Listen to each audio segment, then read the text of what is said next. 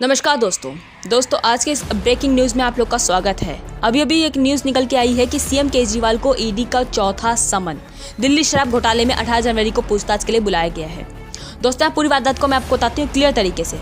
ED summons Kejriwal Delhi के CM Kejriwal की मुश्किलें कम होने का नाम नहीं ले रही हैं। ईडी ने दिल्ली शराब घोटाले में अब दिल्ली के मुख्यमंत्री अरविंद केजरीवाल को चौथा समन जारी किया है। सीएम के मामले में 18 जनवरी के पेश होने के लिए कहा है। इससे पहले तीसरे समन पर सीएम ने पेशयश नहीं की थी, पेशयश होने से मना कर दिया था। तो देखिए दोस्तों हुआ क्या है एक्चुअल में।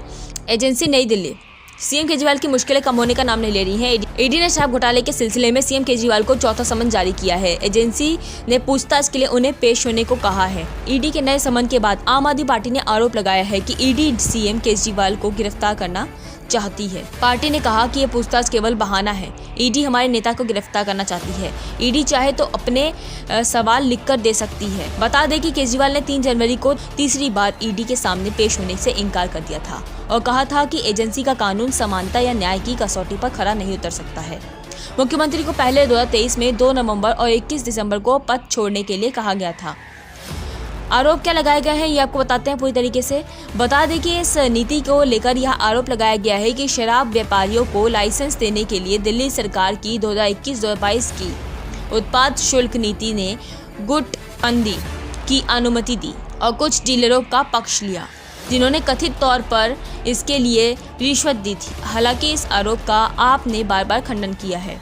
इसके बाद नीति को रद्द कर दिया गया था और दिल्ली के उपराज्यपाल वीके सक्सेना ने सीबीआई जांच की सिफारिश की, जिससे बाद ईडी ने मनी लॉन्ड्रिंग के तहत मामला दर्ज किया। तो देखिए दोस्तों इस बार जो है केजरीवाल जी को फिर से बुलाया गया है और केजरीवाल जी इस पे यही बात बोल रहे हैं कि इस बार देखते हैं कि वो जाते हैं नहीं जाते हैं। 18 जनवरी तक को उनको बुलाया गया है कि एक बार पेश होना पड़ेगा और पूरी वारदात को देना पड़ेगा। और जैसे कि आप लोगों ने सुना यहाँ पे ध्यान से देखा भी कि न्यूज़ में ये चीज़ बताई गई है कि केजरीवाल के जितने भी कर्मचारी हैं, जितने भी काम करने वाले हैं, वो सभी यहाँ पे खंडन कर रहे हैं, इस बात को बिल्कुल इनकार कर रहे हैं कि वो नहीं जाएंगे। अगर वो चाहते हैं कुछ सवाल पूछना तो वो सवाल लिख के हमें दे सकते हैं। वो सवालों का सभी का जवाब बिल्कुल न्यूज़ में ही दिया जाएगा, वो बिल्कुल खुलेआम तरीके से देंगे। लेकिन देखते हैं आगे क्या होता है क्या नहीं होता है, क्या आपको वहाँ से वारदात आती है, क्योंकि अभी ब्रेकिंग न्यूज़ है, यही चीज़ निकल के आई है कि दोबारा चौथे में उनको बुलाया गया है। यही न्यूज़ निकल के आई है कि चौथे समन में उनको दोबारा से बुलाया गया। 18 जनवरी तक की डेट दी गई है। तो देखते हैं दोस्तों आगे क्या बोलते हैं केजरीवाल जी और बाकी उनके कर्मचारी क्या बात बोलते हैं, क्या आगे नीति अपनाते हैं। नमस्कार। शराब घोटाला पिछले 2 साल से ये शब्द आपने कई बार सुना होगा। 2 साल से बीजेपी की सारी एजेंसीज कई रेड मार चुकी हैं, कई लोगों को गिरफ्तार कर चुकी हैं, लेकिन अभी तक एक भी पैसे का हेरफेर कहीं नहीं मिला, कहीं से एक भी पैसा नहीं मिला। अगर भ्रष्टाचार वाकई हुआ है तो इतने करोड़ों रुपए गए कहाँ? क्या सारा पैसा हवा में गायब हो गया? सच्चाई ये है कि किसी तरह का कोई भ्रष्टाचार हुआ ही नहीं। अगर होता तो पैसा भी मिलता। ऐसे फर्जी केस में आम आदमी पार्टी के कई नेताओं को इन्होंने अभी तक जेल में रखा हुआ है। किसी के भी खिलाफ कोई सबूत नहीं है, कुछ साबित नहीं हो रहा, खुलेआम गुंडागर्दी चल रही है, किसी को भी पकड़ के जेल में डाल दो। अब बीजेपी मुझे गिरफ्तार करना चाहती है। मेरी सबसे बड़ी संपत्ति, मेरी सबसे बड़ी ताकत मेरी ईमानदारी है। झूठे आरोप लगा के, फर्जी समन भेज के ये मुझे बदनाम करना चाहते हैं, मेरी ईमानदारी पे चोट करना चाहते हैं। इन्होंने मुझे समन भेजे हैं। मेरे वकीलों ने मुझे बताया कि ये समन गैर कानूनी है। क्यों गैर कानूनी है ये मैंने इनको विस्तार से लिख के भेजा है। मैंने बताया है कि उनके समन कैसे गैर कानूनी है, लेकिन उन्होंने मेरी एक भी बात का जवाब नहीं दिया। इसका मतलब उनके पास मेरी बातों का जवाब नहीं है। इसका मतलब वे भी मानते हैं कि उनका नोटिस गैर कानूनी है।